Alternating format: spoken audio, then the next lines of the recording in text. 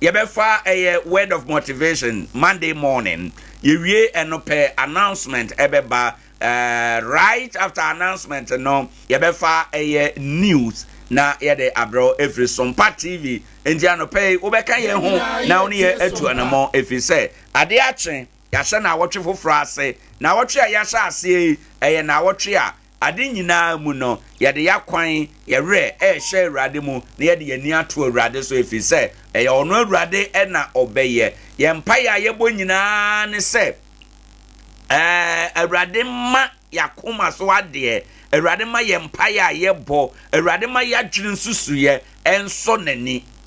eno ne na awotwe ye mpaya yebo ede ahyase na yetumi anante na awotwe mu ade bi eda yakoma so ye mpaya yebo yakoma mu asem yadwene mu nsem ni nyina no awurade ma ne enye dia ebeso ono awurade ani we ni empire na awotwe ya yebo ede maw ewo ade enyina emu. Having said that, baby, I dream no yemfa anope ya pom sorry ye afutu sem no tia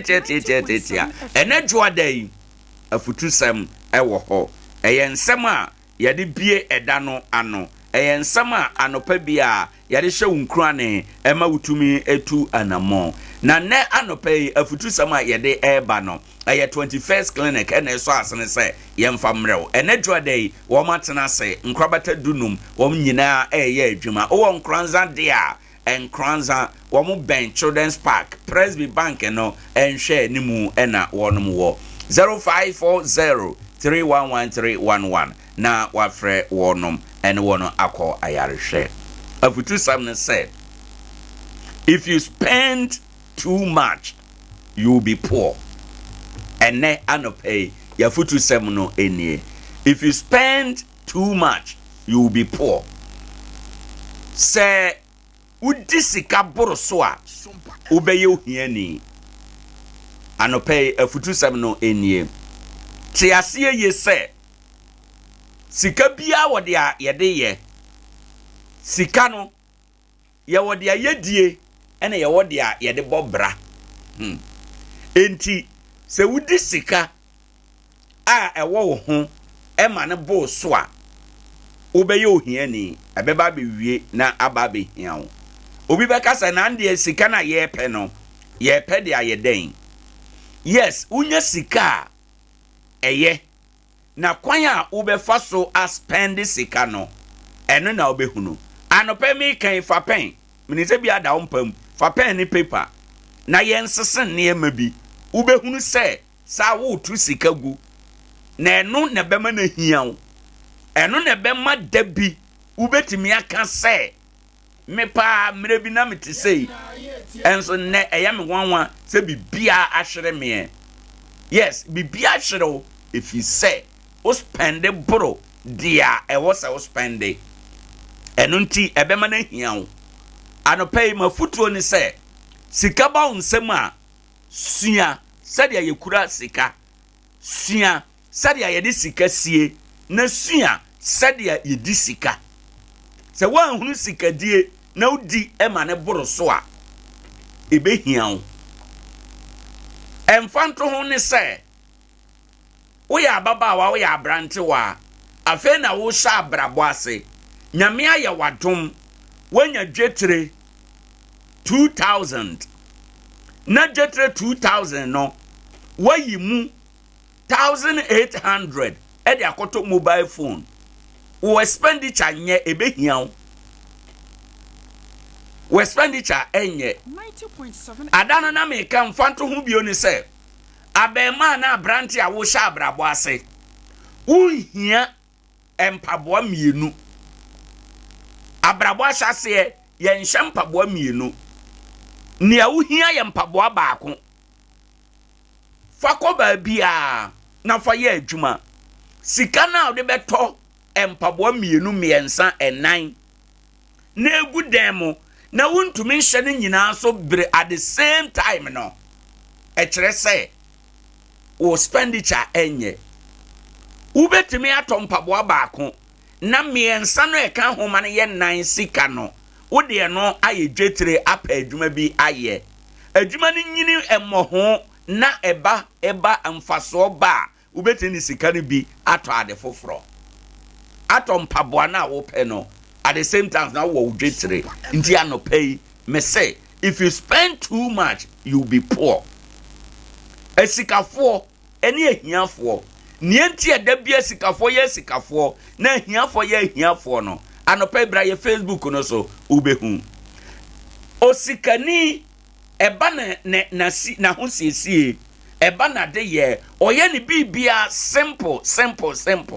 but ohiani eba na ho siesie mu a oye ne ho kuntan atade a osikani beto no 5 cedis ahye no ohiani wa obekọ akoto no 100 cedis ahye atade a anampabo a osikani obeto no 20 cedis no ohiani wa obekọ akoto no 200 cedis 300 cedis na wahye when ma esikafo ekoso ye esikafo onim sade ayekora sika ena onim sade yedi sika ehiafo onim sade no ohiani onya ya na odi na ensan ya ne honto no gese odi manesa na afe na daka mu ya dakato afe na ni san ba ne ho so se oba be pe foforo sika ni bia ne ho obeye sa nia okuta sika no onya sika odi sika no esie ni sie mu no odi sika no ye ade a eboa ema bibiada etumi ekọ sadia ewo se esi ekro enti anopai me say if you spend too much you will be poor menkasa unya sika memmo nipa unya sika abo nipa nanso hunu ade a obo nipa ewo ho anumere bia wonom sa akotoa baako sesen akotoa baako no sika anumere bia wonom no na wotwe ewom bosomi ewom afe no nyina ubehunu sika wato aguo wakofa baba wa bia wonya nware no ena branche anumere bia uto indomie 20 cedis edema baba wa no sesen sika no ubehu se o spend it too much now out of us o expenditure no o tu sika egu anopai me pese wani ba ho so nye da bia na ebeka kire se ena nyame behiraw da bi wo ho a enema binom wo se ye ma wani eba wo ho so na wo se o to eye sika gu at your level enema bi wo ho a eni kwansa wo ye ba bi a waduru no enema bi wo ho a eni kwansa wo ye woni pa bebre abepem ne wo mu kita smartphone nanso eni kwansa nka wo mu kita smartphone nipa bebre eye call ena odeye asa na auto credit egusu da bia credit autogusu da bia no ni revisa ebonika wodi ese da bia auto credit 10 cedis a check na watche na check bosome eka wo bo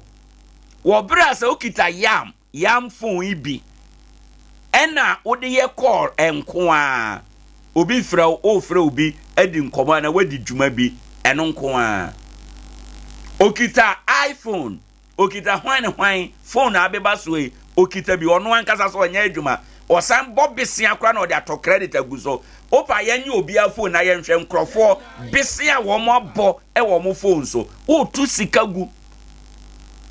anope me pesa o ti ase se one manage wo expenditure o tu sika gu na ebehian ada wani beba ho so na beka se me hunu yanka ube se na watu sika nyina agu awie ube hunu sika wase no sabe obi ba social media bejim ne ho ebi ba TikTok bejim ne ho na wakoto ho credit na o de hwe na chese ehyigu kwa nyawo nkoa na unsam ye ayesa nyawo nkoa na unsam ye ayesa wo hwe obi a one to bo ase a at the point in time no ebehiawo na bra ahiawo no sa nipa no ana beka akere wo se nyame hyira wo kra no wo de ye den unya sika no ekosi sen unya sika no wantumi anhwe so ye anopei ma wani mra ho so. If you spend too much you will be poor. Nokre fact say if you spend too much you will be poor. Enti no and shall be expenditure now so men spend it. Edru occasions bi a crofo spend it a dia wo manyama na bro so na wo spend o. Enti wo enhwe wo mo de no nankodi udwetire anopay masama me de ma wo nyina no. If you spend too much you will be poor. Nyame nhyiraw say wate asemi ase na wo be hwe wo expenditure ye. If you say nipa bebre nya sika pen chen wo de wan hwe so ye nti ene ahia wo nom ene wo mo sransa na mo adi wan hwe so ye. If you say na wo mo expenditure no basa awurade mo wa onhura wa Adea Akye Abia adwumadi so ne ye fa nkaibot sem tiawa ye ba no nsia kasebo ebeto so kasebo na chi nkomo bebre wo ho a anope ye bedi owura oforiata ohwemu a special prosecutor say oye wanted fugitive anope fugitive no ye beba abekirem ama ye hunu ni oye fugitive afei ye wie eno a ye bedi nkomo bebre aban dada no efa nkrofo bi adwuma aban mu no ye oba ye se oyi wo mu nyina adi efre adwuma emu owura o se che mensa bonsu se dia aban mu no yi anhwe ya ebetumi age ahwa ne to akonwa efi bruni kasam no ye be kase ye be impeach no efi se dia oye no ene ntama okaye ebo ebra minim said I won so watching esi ye wo anope sansam ye no we da pono so ye bisa se aban bia betena konwa so a bam na wafa na adwuma yefo nyina wie onfa adwuma yefo bia biem ana se enkofo yefo mo adwuma no eye process enye dakora de ye da bia ye nsa beka sika da bia benya hoden yebetuma afa nkrofo adwuma eno ya asama no pe eda pono so a ye die na ye didi emu enkomo enti nsam ye no we ena wo pono so ano pe abadwafo ne eye adofo ebekasa ewo dwumadi eso enti no ya na wahye no so yemfa ano pe nkai bosam ye basese a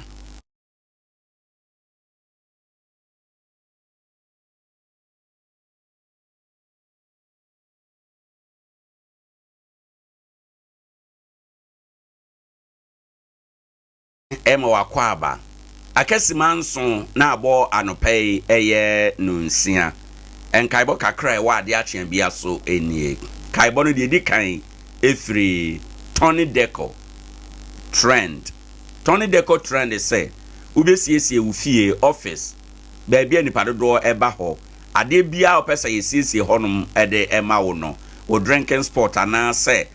ba bia wo ye wadwuma no ye wo nimde sononko a yetumi di siesie baabi ente ofraye na ye beba abeyo ama nkankan se opese ye tetare wall sticker ema wo sticker tetare no wanhwe ya beka se wa obetumi aye obewie no na ase ahuhu na ru na nsa awia boy ya obewunsa ahya ase waawai se o ma Tony Deco for eyema wa unhunu sa ha no biem ye nkwan ya ye frafra painti na ye de painti dan ema ne ye fefefe ye won Nkoranza Alhaji Samu kwan so City Cottage enhwe ni mu obetumi afre yen ewo 0245 232 1600 na woni ye ne eni nkomo Nana one collection fro say anopay waba adwuma obetuma ba be di udwa ewo ha enom otonman mema ntade jeans trouser nika and skirt no oton nyina bi afei osan ewo entade a obetumi di akwa adwuma office ana ye di dwuma bi program bi a obetuma hye bi akwa ase oni nyina bi a oton enye no nko osan di dwuma foforo te say oye customization asori bia mo pese de asori no edin egu t-shirt mo ma asori no ma ayi na aba fie na yenye ayi t-shirt ema mo ebetuma ye ni nyina nye no nko program bia na wo ya obetuma ye ho t-shirt e de amaw ye ntwere wudingu jesi achi ana wochemu watade mu wo bag ho ebetuma ye ni nyina e de amaw ye won Nkoranza roundabout no so any PP office ho no e na ye ben 0532663264 na wone wonom e di enkita ho Kwabis Educational Complex eye baabia yeje asuafo ye Nkoranza new magazine techma kwan no eso ha no ye wo crèche e de kosi senior high school anope meka senior high school no ho asama kire wo se yeguso a yeje asuafo e wo ha general art business home economics and science eno ne course a ye e wo ha enom yeje form 1 form 2 form 3 and afi obi a person ko transfer eno so ba ye bejo transfer no ne awa wani nyi school awo na oba ana se o maame no papa ba adwuma ye e won Nkoranza nti se wutu ba bia wote no oba ha no ma school abekọ no ye Kwabis Educational Complex ana so oba ubenya adesua ne nyina e de aboa akande ebo ade che na adesua ye woni nyina ebi 0248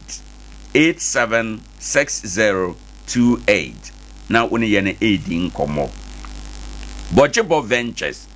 frefre wano pay oso ma wache kai wo se ha ye baabi a ye mane sika ho dwo kontem na wunya asem bia wo akire eno nti enei se opese oba wo university nursing ana se college bia opese utua ne ho sika bia wo suku mu ho a eye Bojibo Ventures na abeko ye tua admission fee school fees hostel fees graduation fees and research fees bia ubetua wo suku bia mu no Bojibo Ventures ebetima tua ma ubeko suku mu ho na da ho dada se watua wo sika eye Bojibo san ye na musini edema bank ahodoi Fidelity, Carl Bank, Eco Bank, Access Bank, SBN and a GT Bank. Bojibo Ventures say one no ni nkita ho 020 933 5595 ananso se Nkoranza di nkrase asam de dwama bro san nchen ho pe na owo okwa obedi sa adwuma nyina de amount Queen V special Anne eye wo adwasuo Queen V say ma honye ha anope ni a wope wo de aye wadwuma biada wo de ye waduro ana adi dwuma bi wadwiane ana ne etete sa nyina Queen V say ofre na obinya ewo no dodo pa ede amount obune leta baako na nso opene ankore ne gallon mu obeya ne nyina ede amount aniji sam bio ene se Queen V tumi de ewo emane wiase half number bia ni hia ne se obefre ne di nkoma akere wachi akwan ugina waboboa no na ye bo pono ede wo amount we ene ma Queen V ewo adwadie eye sononko echen obia ede anopay osefre no 0244 361008 ofre Queen V ewo ahomai so na one no edi enkita ho Adea Akye Abia yeguso a ye kaka ye tiefo nyina se sompa yeguso a ye adwuma ye bie ya pono to ho ayise enkaibo adwade ne ade tonde bia wa opesa wo ton obetim de aba na ya bo ho dawuro udi dwuma bi pesa e ko TV so ana e ko Facebook YouTube ni nyina ye wo emranche ne baba wa obedi sa adwuma ede amaw udi dwuma bi na pesa yisai egu apawa so no broni beka se jungle sa yempo na pesa yese na ye kire egu apawa so mawa ye wo wonum a onim saa adwuma no papa eyo enti no wada roma eya na waba sompa ha sompa ye ni anamsini bia wa abonten a ono na okasa de mayen wo pese woni ye di nkita ho a wan kasa betima nante aba adwuma mu ha na ne aba be di nkita ho anase frɛ ye number we 0598 994 994 0598 994 994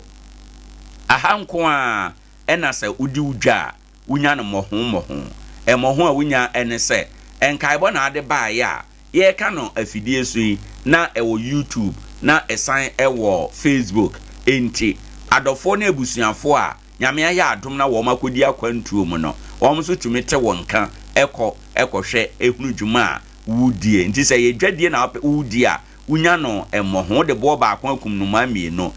YouTube ni Facebook no nso a eda ho afebo enti na abre bia obi abekọ ho no ohunu ote wonka na watumi ne wo atu anamon enti no eya woni sompa enante woni sompa enidwa ye bo nso de ketua bi eya na wahwehwe ye chi akwan ye wo Sara Donko Plaza abrosana GCB Bank ewa ase no esoro pe ena ye wo ye ne teacherfo ko nat no office no ena benso ofro abrosan na obehunu ye anope enkai bosama yensa eka ye no enie no nsia na abo anesa enche bia no nsia kasebo ebeba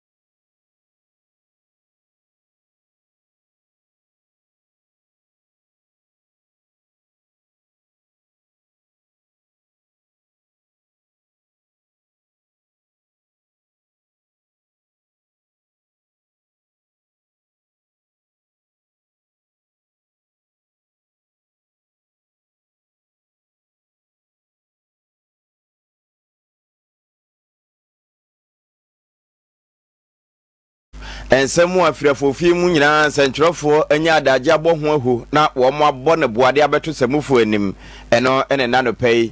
magyebre na masi agua me ba bia ma wo te se tehuko ewo Sompa television so anopɛi twa no ho te se po asɔkyen ebo a enam Sompa 90.7 bono eastern na afa Sompa 93.1 kuma se mantemu NF Sompa 98.9 bono ahenkuro etoa kofa hafo na afa nyina sompaonline.com ensempo ho saa na okoba bia no ma na true x kane na etwera eno achi no se eye TikTok, Facebook, YouTube bia yetua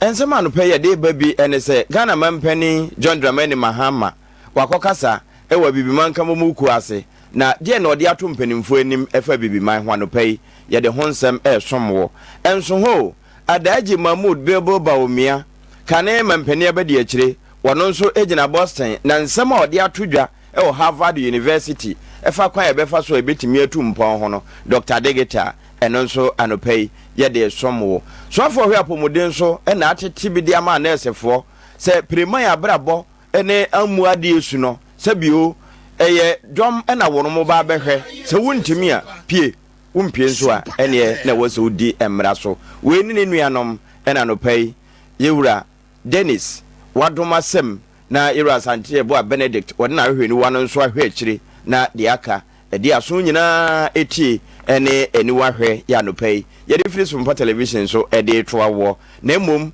ɛnam abaso na bɔtɛti otimi twa so duro soja 21st clinic the sciatica expert wɔn mu etimi de ntoma si wɔn kokɔ etwa bosompo bra abrɔfo nyinaa bonyenye na wɔkɔhwɛ sciatica yarehwɛ wɔn na anopai wɔkuta yemu a yɛde kaseɛ no ɛbrɛ wɔ nkrabata eburu dunum ɛwɔ man mu baabi biada yadeɛ bia nso wɔn wɔ ano aduro ya etimisa anopai Adea Akye Abia dada ene medin yenye bre na fe ensem no we ayesa do pakoko yemfa emmaw Ghana mampani His Excellency John Dramani Mahama Sremu Sejata wa PM wa bibiman kabomuko enhyemu di ase afiafi bia wonu mudi we de etoso aduasa enwotwe na emu na wogina simpie so a wo kasa na wo de atodwo eche se no kwasem ni eba bibiman a yehuna mane pa wa abrofo nsembere bi aba besene ko saa bere yanka ye pa yasene mu a yetimi ehu ye baabi no na wo se ye nso ye boye ho so ne yetimi epemko yenim saa bere ya nso na abrofo nso ase wo mo etwa no aduane ato atwene na wo che se wo hwe bra na sikoko egugu sikampo ano se wo nsi betase de ko ye wo de akwakoye wo mo man yie sanka saa bere Ghana ya kan na ato so ana bibiman na yenwa adwuma bia na ewo so gu ye no mokura ankenene yen ne se honti won de de to mpanimfo nanim se bribia so se wo mu didi a won mo kai ba bia wo sha se nya wo mu nuane friye ene emfaso ene abama wo mo no ba bia ni tifiri na ho mfaso nso saafo no akọ isanse awio no de wo yam onchiri se ye chechire na no. Your Excellency, the work ahead requires a unified voice, a clear strategy, and an unyielding commitment. Today we reaffirm our commitment to work together to develop policies and frameworks that will support preparation efforts across Africa and beyond. We must continue to advocate for stronger legal and institutional mechanisms at the national, regional, and international levels to ensure that reparatory justice for the historical trauma inflicted on global Africa is not just a conversation but a reality. Your Excellencies, ladies and gentlemen, to conclude, I wish to express Ghana's unwavering support for this critical initiative. Let us seize this moment with the determination it deserves as we work together towards a future that is fair, that is just and equitable for all Africans and people of African descent, and by natural extension, the uplifting of all humanity. And no, Ghana mampeni His Excellency John Dramani Mahama ewo African Union shemudi ase na ate se wo kasei a kire se de abrofo ayire wo mo bodamu pampe sa achechede to na nsuni nyina bra wono mo nam suso eba yen ha abeta se yajapade akro no sabire na enyade a ya kire pampim bia na adaji Mahmud Baumia kane mempeni ebede akire wo my Ghana mu na wapiem wo Boston Harvard University na ni nyina ye kwampa abibima ye bekoso ne yetimi apema ko yenim ne ye ne abrofo bepema betire na emu no wo kyese emfa ho ne baabia sesei yapem ade aduru anase eba digitalization a yapema ko eho ne wo se yeso mu paaye esanse kokoo ye wo bi timba ye wo bi sika okọ afi de nchemmo ahwebo nyina ye wo nanso esomfa so no ye hunu de ye de wio ebere bia so se technology abadi mu nyansape aba afusu ye hunu ye yire ye ho na yesomu dendenden se franka na yehim na we ye nhyiemudi afi bia wono ye de toso do nson na ekodia adaji de nsemi tudwa a kire se de ene ukuda mobile phone enema pii woso ene ebinum di ho japade no mo ho nkwan no eni kwan se ekoso na ye tena adamfo da fie na mom wo se ye nso ye boy ho so na ye di samfa so no bi come and you then get attention by the doctors in that hospital. Hospitals and clinics in remote and largely rural communities also had a difficult time getting medical supplies, especially in times of emergencies involving snake bites, childbirth, blood supplies, vaccines, and so on. Many lives were needlessly lost because hospitals were unable to access critically needed supplies on time. To address this problem, Ghana opted to partner San Francisco-based Zipline, the world's largest and only automated on-demand delivery service for medical supplies. This followed a visit with the team I led to San Francisco to meet with the founder and CEO, Robert Keller, where we expressed Ghana's interest in obtaining the services of their artificial intelligence-based drone technology. Ghana is the second country in Africa after Rwanda to implement the delivery of medicines to remote areas through drones. And currently, Ghana has the largest medical drone delivery service in the world. As a result, many lives have been saved as a result of the medical drones, and the drones were particularly critical in the delivery of vaccines during the COVID-19 pandemic. In addition, the Ghana Health Service has made significant financial savings as a result of the Zipline drone delivery program. I must say that all the drone centers in Ghana, we have 6 of them, and the flight operations are 100% manned by young Ghanaians. Adaji Mahmoud Bilbil Baumia, Kane Mampenia Bedi Dr. Degeta, and I say, Wakasa, Ewenshe Mudina, say, watches and Quasimuni, said digitalization ye, so many years from year, and then Faso Kessibi Ebebromai. It's answer, Ohe, said ye, a my binumu buffasunu, or more a boffna pay huna mani bin so, and no home quanya, near here say, dear Hobata. Now, Wakana fe, Wabun compo, Akai Ajane, say, Enche Biano. Ghana wo hwe bibima mu kura ye ne yetoso mienu a ye de afidie bi a ayese tron no na enanwiem etimi di nnuru no ekọ mmea bi ankaka akura ntimi nkro ema yarehwe papa yensa etimi ka de broni frɛ ne zipline no emfaso e de abrɛ manyi ebehia sɛ yekoso na yema yani kɔ ho na yetimi edi akire na amfaso kase bi ewo akire no wo man yetimi nya sensem finhye aduosia nie ye de ye ho firi kwasikɔkɔ nsam ye da so ate ya damfo dada efie na yewura kabna minta akando wona yeso afo hwe yapomuden ho nsam so pani yakasa bra yewura Alexander afenyo Markins de kotu dwa obadwa fie ho eche se cholera ofina oja ne na yare atiate se won impotemu ama binum kura ati nananom won se du ntimpanimfo mo won ho so na de yeso won mo ye bia abo ama pomuden pa etimi todwa wo man mu na dodo na ankwa ankoti nananom won se do no enhyehyɛ ahyase ya ese mpane wo no efiri ase a wono mo wowo enkramantam se ahyase sɛ na mfimfini mantam nso wo mugu so afiri ko atoya mantam nso a sada na eno na yewura kwabra minta akanda no yeso afọ hwe apomuden ho nsam so wode ensemi tudwabra na wone adokotafo ne anosefo ebi edi nsawo so ewo uniba aban ya asabia ene wo kyese no kwasem enkomo bi wo ho efa wo masoma na wona nkasa kora twetwe so no wasan fere ewo wo mutirim ni nyina ne se wono a ekwa ya asabia akogya yarehwe ne bi eba amane a wono mo bono ya na asefem enam sa yeso ma bi mokura mpese wo yade a obekọ yakwa akọchichire ne nsa na kampese yabusa se die na adiye wo hemfa na ye oya enom ne ho ade ni nyina yesu ni ban bi a na esefo bi da adie ekira ya afo ni se ho nti wo se okwa yarehwe ubo se ya tu dini foforo kura emfa ho no din akura patient enu di adanse se wo se onya no ho abotre na ohwe ne ye nti saa nurse adwuma ana dokota adwuma na eyo som ayese sompa de no nti se wontime nsom a enkon fa nsa nkososo ho enkogorogoro ho ama enkonkwe na de kyene nti wontime apie na emu nso obeyo de na wo so obre ho ase na odi adwuma ne mmra so enne nhyehyeye so emfa ho ne kasafia wo yafo bi aka kire wo no wo so onya ho abotre na utime hwe ne yie ema ne ho to no ebi mpo ane yade ene nam so ema wode sa akasaye no to awo na wo kan we no wo kyese adwuma ne de wo munim dada na ne nyina